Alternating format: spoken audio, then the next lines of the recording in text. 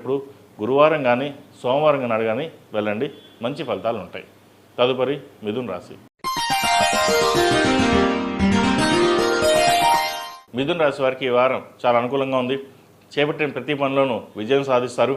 విహారయాత్రలు, పుణ్యక్షేత్రాలు, అలాగే బంధుమిత్రులతో కలిసి ఆనందంగా గడుపుతారు. శుభకార్యాలు ఘనంగా నిర్వర్తిస్తారు. భూమిని కానీ ఫ్లాట్ కానీ కొనుగోలు చేసే అవకాశం ఉంది. పిల్లల భవిష్యత్తు కోసం ఎక్కువగా సేవింగ్స్ చేస్తారు. మీకున్న పట్టుదలతోటి ఎవరినైనా మెప్పించగలరు. అయితే ఉద్యోగంలో మటుకి కష్టపడిన దానికి ప్రతిఫలం తక్కువగా ఉంటుంది. అయితే పేరు ప్రఖ్యాతులు బాగుంటాయి. ధనం తక్కువగా ఉన్నా మీరు సమర్థవంతులు, ఏదైనా పని చేయగలరు అనే కంపెనీలో మటుకి మీ పేరు చాలా బాగుంటుంది. అటు మిత్రుల సహాయ సహకారాలు కావచ్చు, ఇటు హైవేర్ మేనేజ్మెంట్ కావచ్చు, మీకు తోడుగాను ఉంటారు వీళ్ళు. కాబట్టి ఇటువంటి విషయాలు ఇబ్బంది పడాల్సిన అవసరం లేదు. నూతనంగా ఉద్యోగ ప్రయత్నాలు చేస్తున్న వారికి ఉద్యోగ ప్రయత్నాలు చేసుకోవచ్చు. అయితే ఉన్న ఉద్యోగంలో మారాలనుకునే వారికి మటుకి కొంతకాలం వేచి ఉండడం చెప్పదగినది. తద్వారా మంచి ఉద్యోగం వచ్చే అవకాశం కూడా లేకపోలేదు.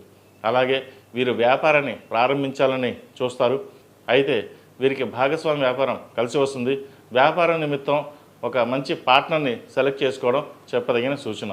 ఎవరిని పడితే వాళ్ళని సెలెక్ట్ చేసుకుని తర్వాత ఇబ్బంది పడే కంటే ఏదైనా సరే డాక్యుమెంట్స్ విషయం కావచ్చు, పార్ట్నర్ విషయం కావచ్చు, కరాఖండిగా ఉండి ముందుకు వెళ్ళడం చెప్పదగినది.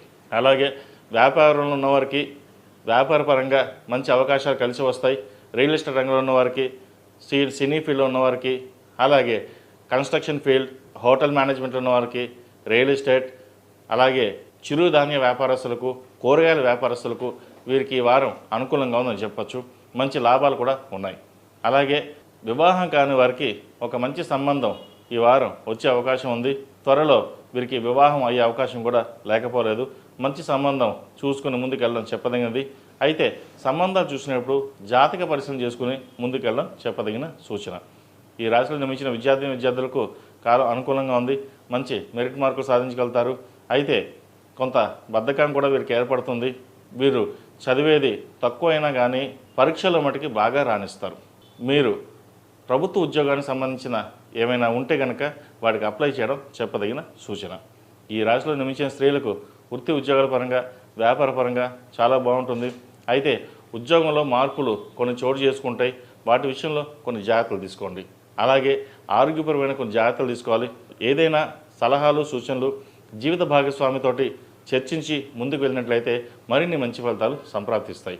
వివాహం కాని వారికి వివాహం యోగం ఉంది. సంతానం కోసం ప్రయత్నిస్తున్న వారికి సుబ్రహ్మణ్య పాశుపత హోమం చేయించడం చెప్పదగిన సూచన. చిన్న ఇబ్బందులు ఉన్నాయి. అలాగే తల్లిదండ్రులతోటి చిన్నపాటి విభేదాలు కానీ లేదా దూరం అయ్యే అవకాశాలు కూడా గోచరిస్తోంది. వీరు కొంత కోపాన్ని అదుపులో ఉంచుకున్నట్లయితే మరిన్ని మంచి ఫలితాలు సంప్రాప్తిస్తాయి. ముఖ్యంగా ఈ రాశివారు ప్రతిరోజు ప్రతినిత్యం జిల్లేడు వృత్తులతో దీపారాధన చేయడం, అలాగే గణపతికి ప్రతిరోజు గణపతి గకారక అష్టోత్తరం పండించినట్లయితే మరిన్ని మంచి ఫలితాలు సంప్రాప్తిస్తాయి.